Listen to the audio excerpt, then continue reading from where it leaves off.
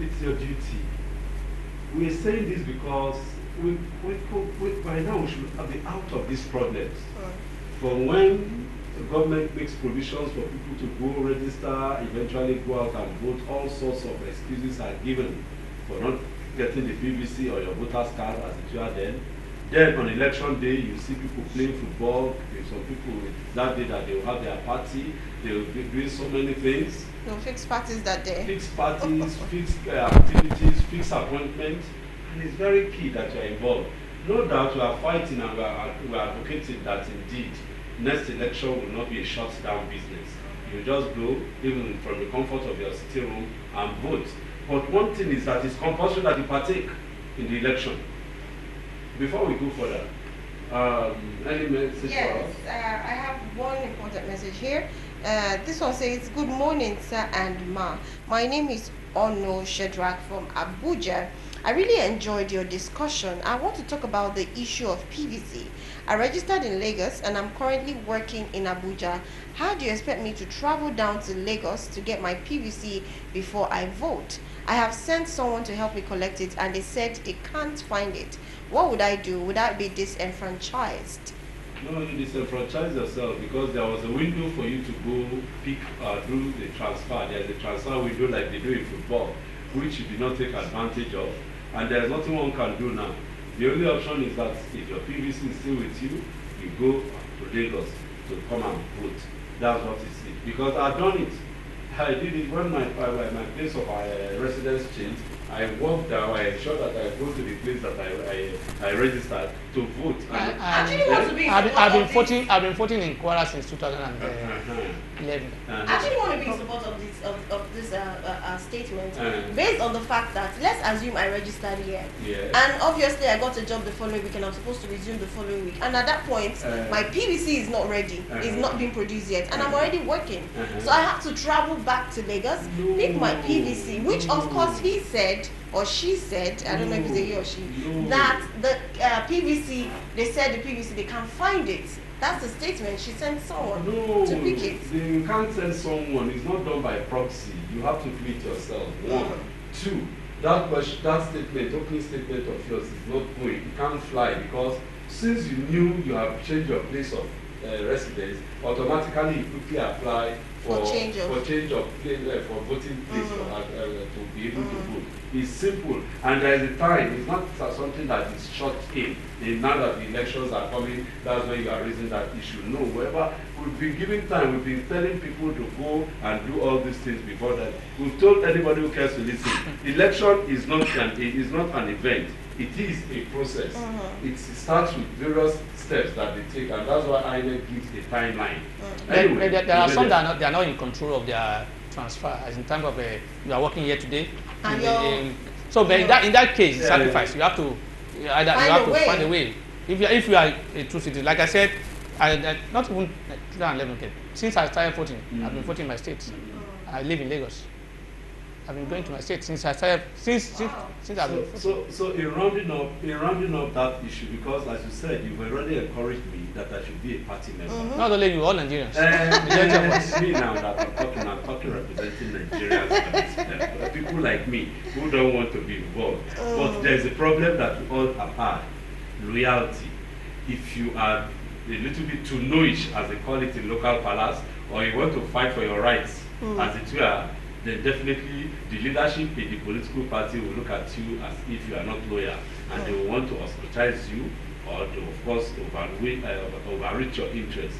Is that still going to... I've said it earlier on, that is possible because people like you are few members among the majorities. Okay. So if you have majority of your that will not be possible. Exactly. That's what I'm encouraging. If you have the like of people who have a good mind or the like minds for progressive minds, then we'll change. Because you see, when you say the people in politics, because that's mentality of some people.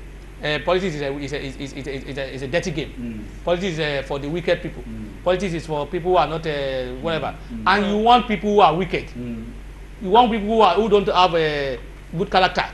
You want people who have claimed that they are killers to change the situation for you for better. It's not possible. It's not possible. It's not possible. So so if you are saying policy is for people who are wicked, policy is for people who don't have who are not afraid of death, policy is for people who are not who don't have what's it called, good character. Then you are leaving for them to continue. Then you are saying we should continue what is on ground. So you are not participating in the politics. You're not participating in the election. You're participating in democracy. He's saying people who are not who are be considered bad person continue. I say I'm taking your challenge. It's not guilty. People are feeling guilty. Rose, me and you, are you joining the political party now or not? I was actually involved in a political party, but I'm not active. You must be active. I'm not always active. You must be active. Except in elections. For election, you can only vote for people they give you. Anyway, if I will change rules. I will change. If she's not going to be active, I'm going to change that. I know I'm going to be active. For you and people like me who are sitting on the sideline. In fact, with what Tunji has said some few minutes ago, I've taken the challenge, and I'm sure I've taken the challenge on behalf of you people. We are no more going to sit on the sideline. We are all going to spread ourselves in all the political parties and ensure that we too will partake in the decision, will partake in the policy, and of course we are involved in every process that comes up so that good people will come up, so that we will not be complaining Nigeria is bad, Nigeria is bad. Nigeria is people by good men. Reverend Martin Buka said the other day that you have the worst set of people in the political process, because when you go to the bank, you see good people there. When you go to the church, you see good people there. When you go to the pharmacy, all other profession, medicine and so on, you see the good people. But politics is people by those who have already been rejected in the system. I don't believe that. That's what he said. That is his opinion. That is his opinion. Yes. Let us move it. But because of what you have said, it's due to you said it now that if we say people are bad, people are killers and so on. So it calls with what Reverend Kuka said. But be that as me, let's read that one. I've taken your challenge, and I know majority of Nigerians too. You have taken the challenge of Tunji here. All of us must be involved. Come 2027, I want to see your posters out there. No. We don't have to. We all don't have to say. I said before, don't worry. Let's participate, not just to contest election. They will contest. Because some people see participation in politics as want me to contest election. We want to contest this time around. Those of you who are you have already given me a challenge now. You are what training now. So which one you did? I should not contest. No, I'm just talking generally now. I'm not talking about you. Barrister Wale, should I say vote Barrister Wale for president? No, I will not run for president. I want to start from the little. Okay, from the maybe for councillor. Okay. That is too good for you. It's too low for me. Okay, I'll look for the government. Okay, Barrister, let's not forget this aspect of the bank, the CBN, the new notes, and it's something you want. I think you wanted to say something about that. Yes. We've studied the CBN. I hope the governor is listening and watching us, or his people should tell him that the CBN is a public institution. People are suffering. As I was coming from this morning from my house, any branch I went, all the banks that I went, that I passed by, you see a crowd of people there with the trying to withdraw. And of course, the ATM is not helpful. No. You know the machine. When there are too many people, you go say, waiting now. If you just stop, they will say they should wait for it. Please, the pressure is too much. And you no doubt you have declared a cashless society and all, but you know that the cashless thing is not working. And of course, to make things easy for people, I use this opportunity. This is a public announcement that CBN should do the needful, extend the time, because I don't know what will happen tomorrow on the 31st. When that's this Tuesday. deadline comes on Tuesday, I don't know what will happen, because those who have cash on their hands, what will they do? And most of these people that you want to, the law is against the poor. Because it's the poor that have all these cars. The big men, they will do transfer. They don't go with money. For your information, I don't have any cash. I'm not a big man. I'm not a big man. I don't have cash. If I'm talking to you, shut my body, not in my house. So I'm not even bothered about. But you see, the local, those people on the streets, the people who even service Nigeria on a daily basis, the vendor, the mama food, the transport people. Do you transfer by No, they must even have cash, because even me, it's a risk in this, and that's why I expect the CBN to also to focus on first, ensure that the platform through which you do transfer or these e-transactions are safe and people have confidence in it. Yes. There is no confidence in it. For myself, I've done transactions that I'll be debited, and for days I will not receive. I've done it to myself. I have given my account, do it to myself. Say I want to, and I will not see anything for weeks. So what will happen? And what are you saying about? Because if I was a victim of what you just said, okay. I had to go to the bank, maybe because I know the bank, the cash officer, to tell the person that, look, my reversal, I'm told, and I can't afford the 10 days or 20 days that you people talked about.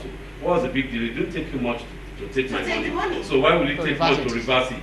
Then if you are reversing it that long, I will sue you for interest. Then I'll say, we don't want to holler. And I guess a few minutes after, if you know your rights, obviously they will do the right. I have a similar case. I know of a similar case online, whereby the woman, she's a marketer. Obviously, they always put their money at home, but this time around, because of the new currency and everything, she had to take it to the bank to open an account and deposit the money, only to find out that the following week the whole money was parked in the account. And so there was nothing they could do. Let us quickly run into our second leg topic of today. We've been doing public announcements. We've been doing a good Nigeria for Nigeria, so that people that are suffering will not suffer. That's one of the reasons anyway of this program, because we are talking the voters who are suffering, and we want them not to suffer. And those people who make them suffer is CBN as at this time, and CBN and Emefiele. With a year or so, people are suffering. Go to in fact, in Lagos is still better. You can imagine what's happening. Not other states, in the rural area. I'm a rural man. With report reaching me from my people in the rural area. They don't have banks. Yes, they don't have any. They don't have POS. I know some local community in my area that have closed down just because they have banks there. They closed down because of intrusion by this man of the underworld. So they are forced to confirm. People now go to your Kwara state. I just don't want to mention that my state. I know what I'm saying is my state. I got the information from Bodisadu. This morning, because I've been there, I was there about a month or so ago. But this morning, my people who were there, they said that they have problems that in fact, there's no network. So the ATM itself is not working. So how do you go? And the banks are not working. So how do they go about that? But let's leave that one. I hope a word is enough for the wise. Now let us look at it. What is it? Why is it compulsory for citizens to be involved in democracy? Yeah, I've said it already. It's interwoven. Yes. Citizens to be involved and then responsibility. They are interwoven. If you are not involved in it, you are not exercising your civic responsibility. That means, in fact, you are breaching the Constitution. Yes, exactly. Section 23. The law says you as a citizen, you have civic responsibility, which you must do. So if you are not doing that, you are infringing. You are infringing the Constitution. You are working in. You are not a good citizen. Exactly. So that is about that. If you are not participating, if you are not what's it called? If you are not voting, if you are not voting, you are giving people who are not competent the opportunity to be elected, because it's about majority. Yes. Whether or not you said the majority side to say, look, we don't like this person, and therefore we're not voting. Even if it's 10 people, if he has 10 votes, and that 10 votes is the majority vote there, that person becomes there. So you won't say I did not vote, so he cannot control me, he cannot give me, he cannot represent me. So you are at risk.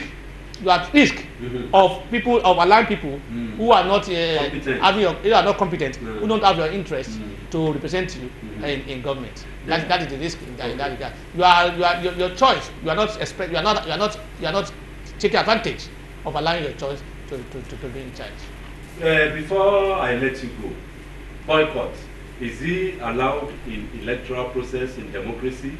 Boycotting an election. Boycott by individual or by party. Either by party, by individual. Whether you boycott, if you like boycott and the election, there's an election, whatever result that comes out, you remember it. That's your choice. So it's not about. I mean, in my own life, generally, my personal private life, I don't abandon.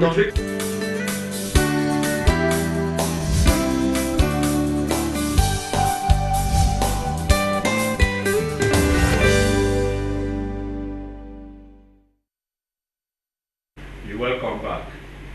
Tunji, you see, Tunji failed the exam. He will come back. You know, our practice here is that if you do very well, to us you have failed, and you have to come back. Because when we are off here, the man was just blowing us. But I won't let the cat out of the bag. Next week, since you have promised you'll be with us next week. Next week will be what date? Depends, because like I said, I'm from first or second election. And I'll be out of Lagos for okay, we'll work on that one. Let's just know if it's not within we'll work on that one. Right. Let us say the role of we voters now. You know, one of the things in the democracy is that we interact with our, in outside Nigeria they call them congressmen, our representative. Is it part of our role to involve them, or just after voting, everybody to your tent so Israel? If you elect people and you do not follow them up, that means there won't be any accountability. There won't be any transparency. In other words, you have given them the license to do whatever they like. So you must monitor them. You must challenge them. You must ask them questions. And that's what we're lacking here. We don't challenge our people that will put in place to represent us. We don't ask them questions. We don't ask for transparency and accountability. So if you don't do all those things, you are asking them to continue to do, or indirectly in law, we say by conduct, you are saying you are doing well. Just continue doing what you are doing. That is the meaning of what we are doing. So we need to raise issues. We need to ask questions. We need to once we are asking questions, we are challenging them. They will sit tight and then do more. And then we let them know that look, without us, you can't be there. They are not bigger than us. We are bigger than them. So they must do that. This is deep and interesting. Deep. And interesting. Deep. It's deep. Oh, yeah. Yes, I would like to actually say this has been a very deep, interesting one. In fact, when you said you are going to be joining politics, this is just exactly what we're saying. Making people sit on their toes, knowing your rights. That we just learned that this is actually our right to be part of politics. It's not just by coming out for presidency or any position, but being a part of politics. Thank you so much for coming. I really enjoyed today and you having here. And thank you so much everyone for joining us. My name is Rose Blossom, and definitely I will see you next week. For me, I hope you are inspired. I've been inspired. I've been fired. In fact, I've been pumped up. In fact, like what we do in my chambers, if you want to go to court, I will pump all my lawyers that they will be strong and be hot. Then I'll tell them when you get to the court, be smoking. And what will be smoking? Indian hemp. Yeah, I'm not smoking Indian hemp, but I'm strong, I'm tired. Or like my people will say, I don't drink supply water. I'm in charge now. Getting ready for 2017. I don't know what to do. Which you start from today.